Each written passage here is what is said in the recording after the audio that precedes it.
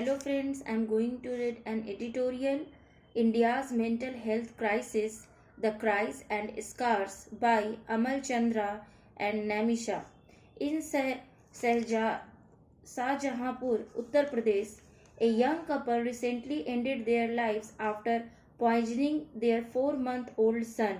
They left behind a note wanting their home and car to be sold to repay their debts. Months earlier, the media reported that several students in Kota, Rajasthan, which is called the nation's coaching hub, had died by suicide. Treated individually as anomalies, these tragedies highlight a crisis in India, a grim national mental health crisis spanning villages, cities, classrooms, boardrooms, farms, and homes. The data from across India. According to the National Crime Records Bureau, accidental deaths and suicides in India 2023 report there were 1,71,418 suicides in India, a rise of 0.3% from the previous year.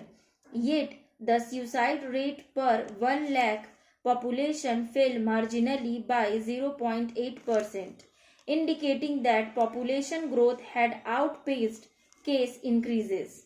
The Andaman and Nicobar Islands, Sikkim and Kerala reported the highest suicide rates, while Maharashtra, Tamil Nadu, Madhya Pradesh, Karnataka and West Bengal accounted for more than 40% of all deaths.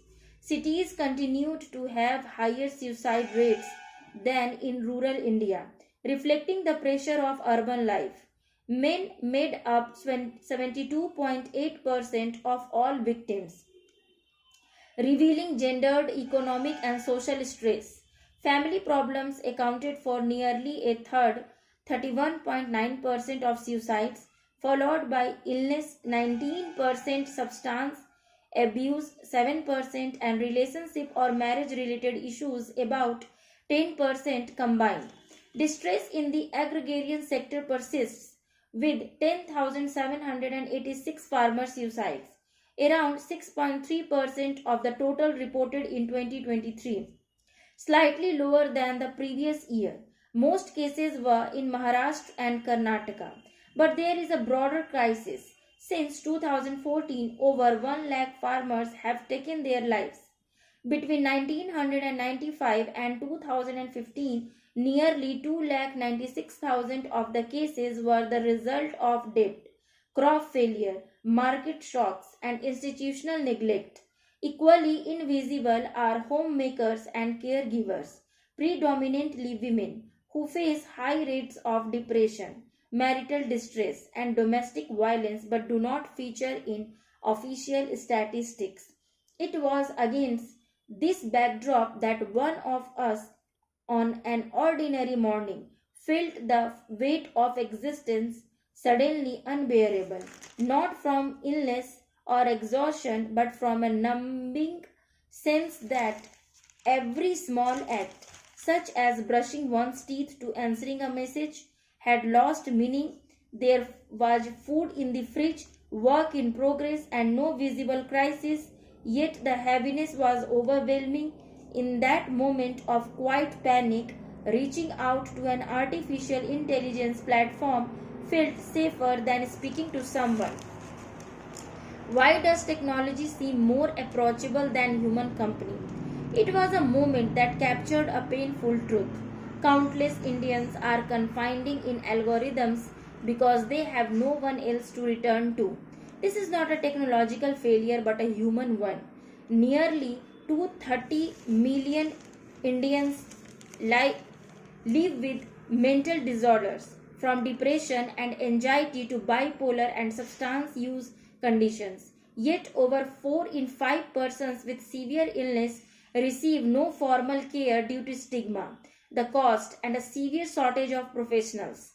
Lifetime prevalence sits at 10.6%, with treatment gaps that range from 70% to 92%.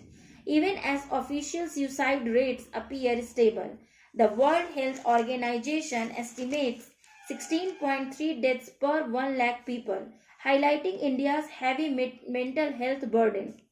Behind these numbers are lives such as a young university student who jumped off a bridge after leaving behind a note that she felt unworthy, a word that echoes quietly in hostels, offices, and unread messages, and denoting silent despair.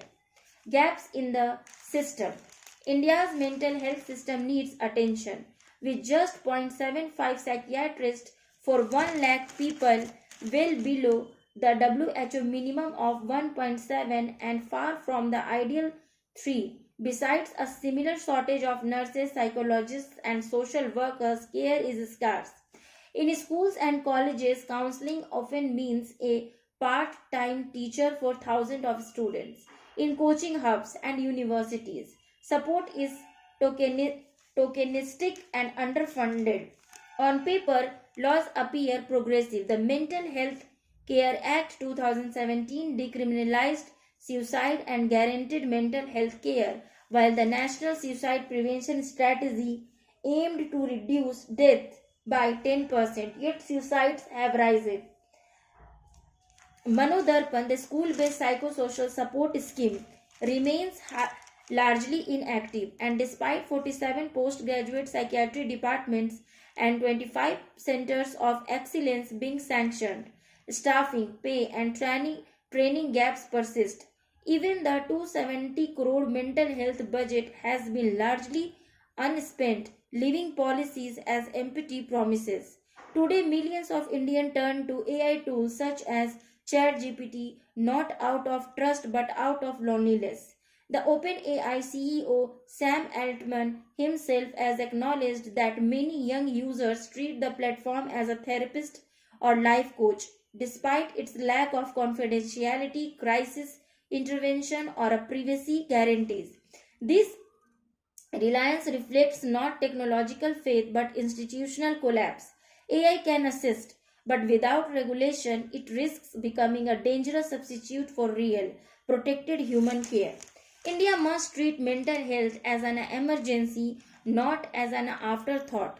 The government should prioritize mental health and establish a cross ministerial task force that spans health, education, agriculture, and women and child welfare with independent funding and clear accountability.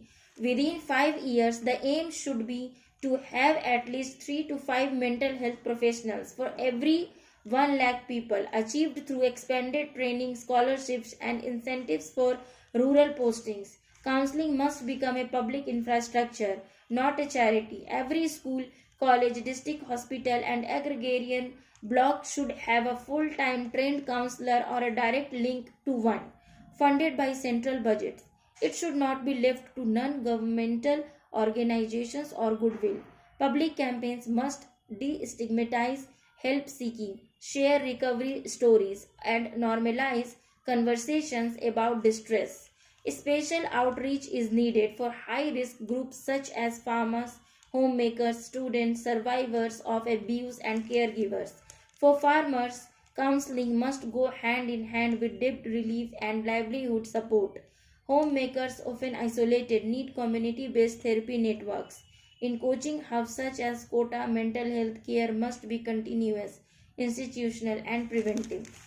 On online support, at the same time, India must urgently regulate the digital mental health ecosystem. Emotional support apps and AI tools should disclose privacy risks, carry mandatory disclaimers, embedded crisis response redirections, and provide real time access to licensed professionals.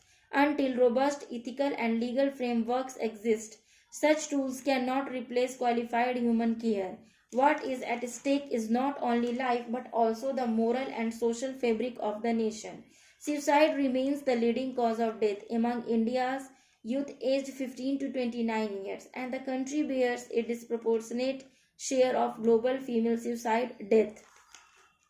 Untreated mental illness could cost India over $1 trillion in lost GDP by 2030. Employers already lose over 1.1 lakh crore annually to absenteeism, attrition, and burnout. Each suicide, each breakdown is a silenced voice, a broken family, and a future cut short.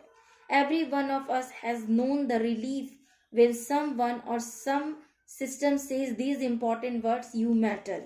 If India truly aspires to be modern, progressive, and humane, it must prove this by saving the lives now sleeping away in silence. Thank you for listening.